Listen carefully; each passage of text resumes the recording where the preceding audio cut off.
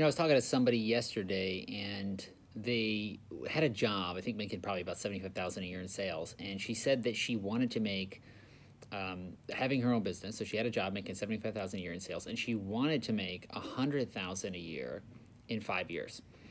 But she was sort of actively working on the business, and I think it made me think a lot about. Sometimes I think people, they kind of want to do business and their goals are just completely out of touch with reality. And sometimes they're in different ways. Like I saw this interview with this girl on YouTube a few months ago, and she was like, oh, I'm really questioning whether we should be like local or we should be global. And the interviewer was asking her like, okay, well, how much do you have in sales, or how many customers do you have? She said, oh, I don't know, we're pre-revenue, right? And so it's sort of funny, like people have this inability sometimes to connect with reality, and sometimes it's just because they've never done business before, so they don't know, like, okay, should I be this big, should I be that big?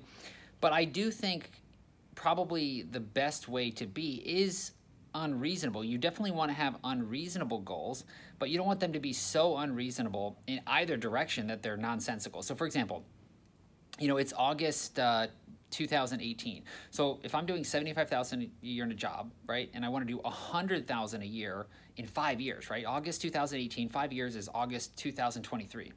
So if I want to do 100,000 a year in gross sales in my business in 5 years, then like, what do I really need to do in August 2018? Probably not that much, right? Because if nothing happens in August, well, I have September, and then I still have 4 years and 11 months. And then if nothing happens in September, well, I still have the next month, and I have 4 years and 10 months. Like, I've just got so much time, and my goal is so far in the future that it doesn't really matter.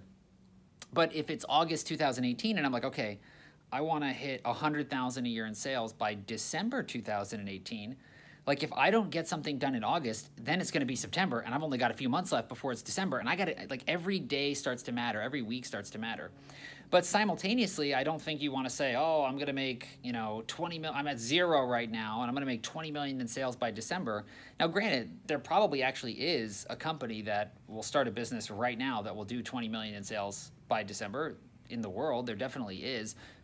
Probably they're starting with some amount of money. Probably they're starting with some customer base. Like, who knows what the story is, but there probably is a company, but it's not as, likely as someone being able to do 100,000. And so the point is this, is that you do want to have unreasonable goals. You 100%, the thing should be unreasonable, but it should be unreasonable and just sort of right on that line of unreasonable. Like, your friends would definitely think it's unreasonable, right? Like, if you have a job, you're like, oh, you're gonna make 100,000 a year by December. That seems completely unreasonable.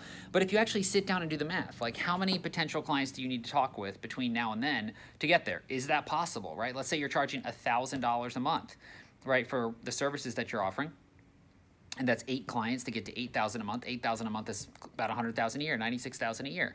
So to get 8 clients in 4 months, that means you need to get 2 clients a month. That means you probably need to meet with 10 to 12 people in those months, right? So there's a reasonable basis there, as opposed to, oh, I need to get, let's say, 8 clients at 1,000 a month over the course of 5 years. So what is that, like 1 client every 10 months? Like, it just doesn't make sense. It's not attached to reality. It's not attached to any type of metric that is reasonable in any way. And so you want to be unreasonable with your goals. Like, I always try to do way bigger numbers, way bigger things than is probably possible. But I always sort of end up in a good place. Like, I had 1 year in my business where I was trying to do 15 million a year in sales, and I only ended up doing 7.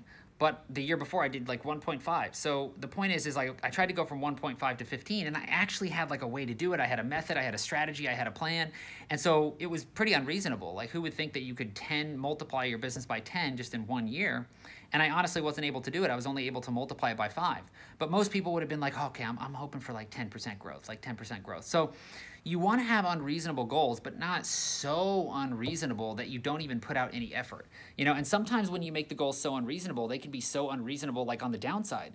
Like, oh, I'm going to do 100,000 in 5 years. Or sometimes they can be so unreasonable on the upside, like, oh, we really need to think about this strategy and see if we can create like a multinational business. And then you don't even have like one customer, right? You don't even have like one human being that has actually decided to work with you, and you're already worried about, domestic versus international issues and whatnot. So I think you want to be unreasonable, but you want to be unreasonable in the right ways. Unreasonable in the way that benefits you.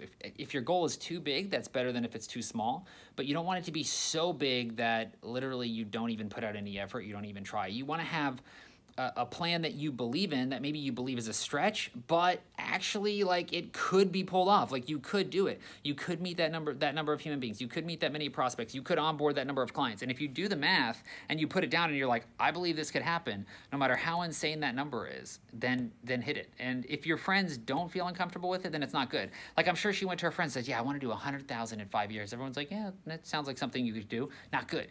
You want your friends to be a little bit tweaked, to be like a little bit offended, and then you know you're kind of hitting the sweet spot. But if you believe it, but your friends think it's crazy, it's good. So I'm always trying to figure out how I can be unreasonable with the goals, but just in the right way.